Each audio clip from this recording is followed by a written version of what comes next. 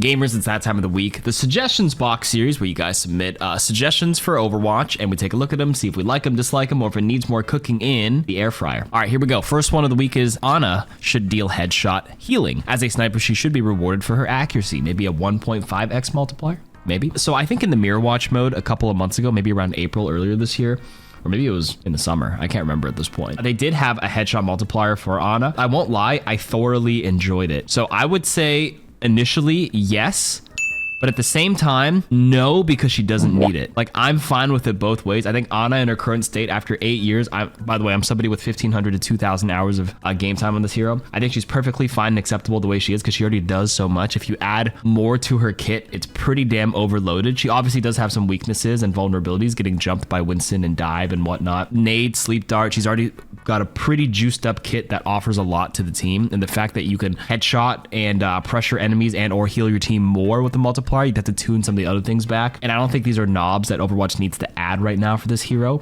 I'd say they should prioritize focusing more on heroes that are a bit more problematic at this time. So yes, it's fine if they add it, but no, there's more inherent risk for the knobs are going to turn, and it may upset like longtime Ana players who are already comfortable and fine with the hero. And honestly, not everything needs to have a headshot, right? I've learned to accept that. I would agree with you more maybe 7-8 years ago when the hero was a bit newer, but like, you know, Juno's a new hero that doesn't have a headshot multi. Not everything needs one. Venture doesn't headshot, Sigma doesn't headshot, Rhine, Winston, although those are different kind of weapons, but you know what I mean? It makes it so not all heroes are like homogenous in a way where everything needs to have a headshot and a headshot multiplier. Next suggestion is all players need to show a character icon when they're being healed, kind of like when Mercy is healing them. It might help people thinking they're not being healed. Well, I think there is an icon. Well, not an icon, but like your screen turns a bit more yellow on the edges, right? Or like with the little like plus sign, the healing symbol, and it's a bit warmer tones. But you're right, it may not be visually as obvious, especially in the heat of battle. But I won't lie, with the character icons, it's also another thing that people don't really pay attention to. I'm gonna be honest, I know as a Mercy, if you get beamed or whatever, there's those little circle icons that show up. I don't even look at it that often. And when I'm playing Zenyatta,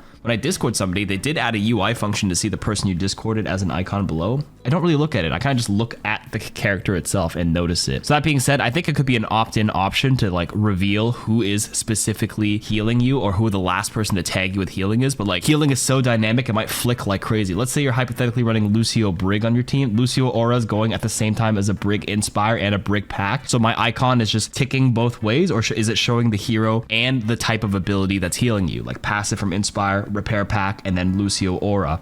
But then that can get like, you know, reduced down by the DPS passive. And I think at that point, when you have too many healing like icons showing up, it convolutes the screen a little bit too much. So I guess the more the more I've been thinking about this out loud, the less I kind of want it, but it could be a very light opt-in option.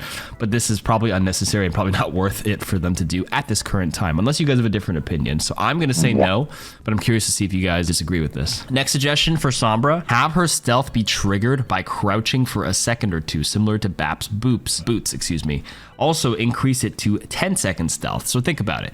In most games, how does one activate stealth? By crouching and slinking into the shadows. This would make it so the kit doesn't need another button. You could still crouch like normal with a quick press. So you're saying if you have to hold crouch triggers the stealth. So what if I like want to just crouch behind somebody and not go into stealth? Do I have no choice but to force a stealth and force that like sound? I would say the better suggestion, which I've seen echoed around if you want to make it a bit more dynamic, is you refund the remaining time of your translocator onto the stealth. So for example, if I translocate right now, current patch, it's 6 seconds translocate. And then once you go stealth, you only get 5 seconds of stealth. But if I break stealth 2 seconds later, I'll get that extra 3 seconds of stealth refunded onto translocator to make it a bit more dynamic. I don't think they want to make stealth any longer than it needs to be, because that was a sore pain point for a lot of players. It's one of the reasons why they changed her so much. Sombra wasn't even that bad, wasn't even played that often at all in like OWCS or anything, but this is another argument that Blizzard does try to listen to multiple people, data-driven decisions, right? They are listening to the casual players who are always complaining about stealth, perma-stealth, always camping them, etc., and it's no fun. And like, they don't want you guys to not have fun, even if statistically she's an underperforming hero, because in the previous sense, you would not have a good time against a Sombra. But at the same time, her win rate was abysmal because Sombra players at these ranks waste a lot of downtime staying in permanent stealth, maybe making someone's life miserable, but their team isn't winning the game. Or the Sombra player isn't winning. Team that you're getting camped, but your team is winning because the Sombra is just wasting too much time running around the map versus actually having an impact and shooting people, and they end up with like really low deaths but like really low damage as well. You know what I mean? Suggestion: Cassidy needs even more of a cowboy gunslinger hero identity to spice him up. Add a new passive called Sharpshooter, where if you hit a bullseye like the center, 5 or 10% of the head hitbox, it will deal an extra 20% of critical hit damage.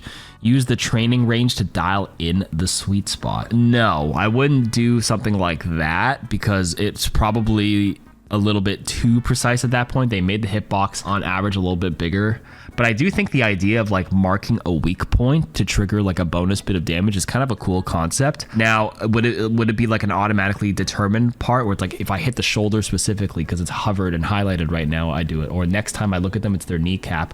What if you could like arbitrarily like mark or choose a spot beforehand, and then if you hit that, you get bonus damage? Are we cooking with this one? Yeah. Anyways, your specific suggestion of the sweet spot in the center of the head? No, don't like that. But the base idea is giving me ideas on A, how to either spice them up, or B, make a new gunslinger or a new sharpshooter hero in the DPS category in the future where, yeah, you hit the weak points. Suggestion: make Venture's ultimate where they leap and slam the ground like Lucio's beat, dealing medium damage and displacing enemies away from the center. This would fit better with their playstyle, and it would allow Venture to split up a team and then single out a target. Also, a nerf tectonic shock could still be included, but maybe as an E ability, maybe one less charge and less damage. No, I think that could just be like another hero's ability. I actually like Venture's design a lot. Unfortunately, they're just not very popular, and there's no skins being made for that hero for some reason. But I actually like Venture quite a bit. Got really crazy one burst potential.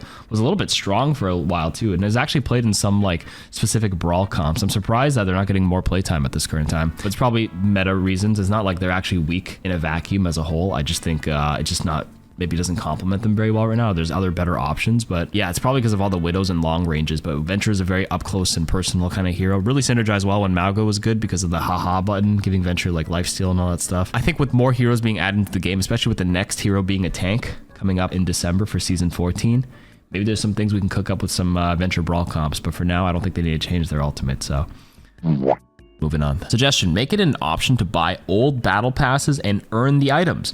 The mythics are already back to get in the shop, so I don't think it ruins that whole exclusivity thing. Then it gives something more to work towards when you finish a full battle pass for the season. I'm kind of down with that, but we all know why they won't do it. Money! But yeah, I'm down with that.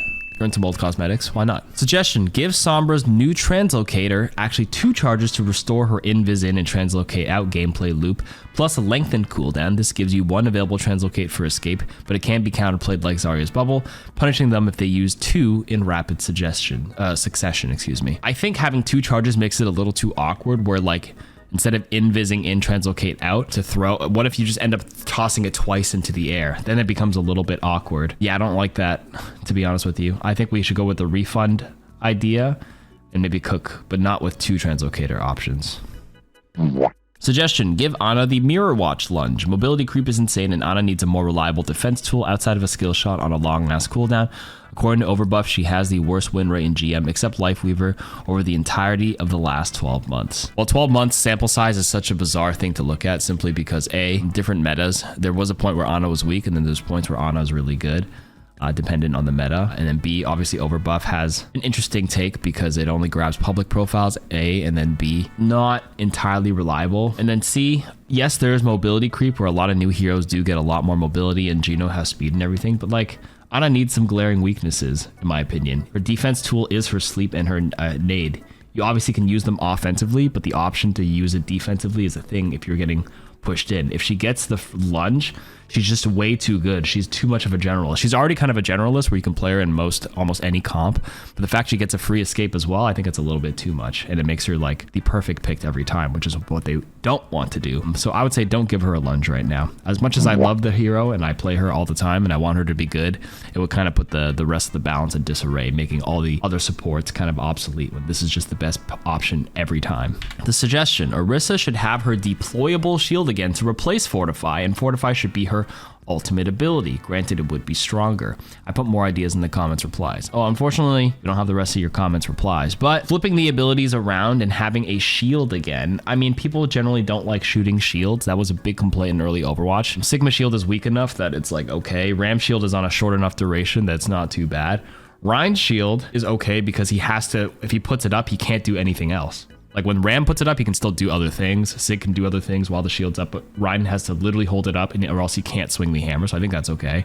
But if Orisa can put the shield up nonstop and do the amount of things that she could do, which is shoot like crazy, a fast projectile in the energy spear and absorb projectiles with the spin. No, I don't know if I want that again. Like maybe this is a hot take, but I think Orisa's kind of fun. Maybe not fun to play against, but I actually like playing her as a hero in some cases. And her Fortify being an ultimate ability, making it stronger, what? Just an extra tanky button? That doesn't really feel like a cool ultimate ability. I kind of like Terra Surge, to be honest with you. It's got its uses and it's not bad. It can kill, but a lot of people can escape it, but you can kill through it. It's all right, to be honest with you. I think people just don't use it properly. You can actually pull people off high ground, which is something people don't realize, especially if you're way under. It's got a huge sphere radius. I would say no. I don't think we want to put deployable shield back on the hero at this point. Suggestion, add a there was an attempt modifier to competitive adjustments, similar to the favored or unfavored or winning or losing trend for staying in a match for the full 2-minute timer after your team has a lever.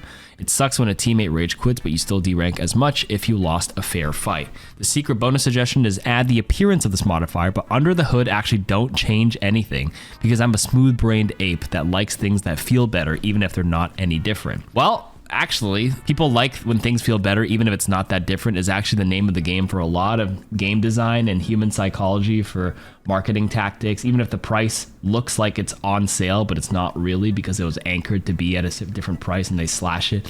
There's a lot of tricks like that to make you feel good. You're not a smooth-brained ape. It's human psychology that, you know, it's 2024. It's been studied like crazy.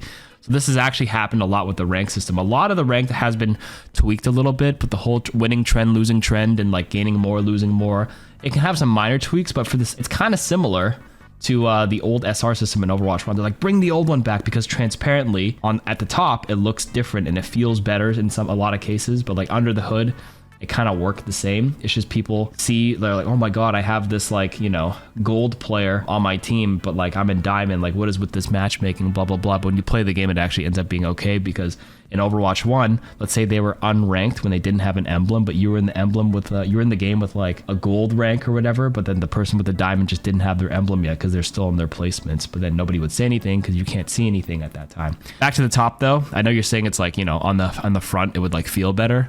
But then they would also go into the argument that it feels deceptive because like the whole point of the reason why they're showing you now the slightly favored winning trend, losing trend is because they wanted transparency. People were like, I want to see what happens. So this is what they do. And then they complain that it doesn't feel good, which is the reason why they hit it in the first place. So it's a double-edged sword. Even if we go back to the old system, like people are like, why am I gaining so much less right now? I'm only gaining like 15%. It's because that's how it used to be as well. If you're at 4,500 SR, you are going to gain less because the quality of match, the people are like 4,200, 4,100. They're a lot lower. So like the matchmaker will not reward you as much the higher you go on the peak, and at the bottom, all these little inner workings of matchmaking algorithm, which I'm too stupid to understand, but this is my surface level of understanding. That being all said, let's just take your actual suggestion as if it were real, where people actually stay in the match when they have a lever and you get less. That can be easily abused, which is why they can't actually do that. It is so abusable to have like, oh my God, we're about to lose this game. You're doing with a friend with a throwaway account where like you play your best, but if you're actually about to lose, have that person leave like 3 minutes where it's looking really grim. Like just have them leave 3 minutes before the game expires, wait out your 2 minutes, and then you lose less for that. It would actually throw the rest of matchmaking as a whole if everybody starts abusing that, or if a lot of people start abusing it, it kind of like throws a balance or the system out of whack. So they can't actually do it. All right, last suggestion of the week is Mei should get a buff to her freeze spray so that when she sprays an enemy for 3 to 4 seconds, they get a hindered effect, can't use movement abilities. This will give her more brawl power when the enemies can't run away. Hell to the no. If you're holding the freeze spray on 3 to 4 seconds at its current DPS numbers, that's already like 200 damage. They should probably already be dead because A, they're already very slowed. They don't need to be hindered any longer because they're already slowed. You can close the gap in their face. You can wall them off easier. It's already punishing enough to get tag that long for freeze spray, so no. Okay, and that's it for this week's suggestions. Click some more in the comments. See you next week. Bye-bye.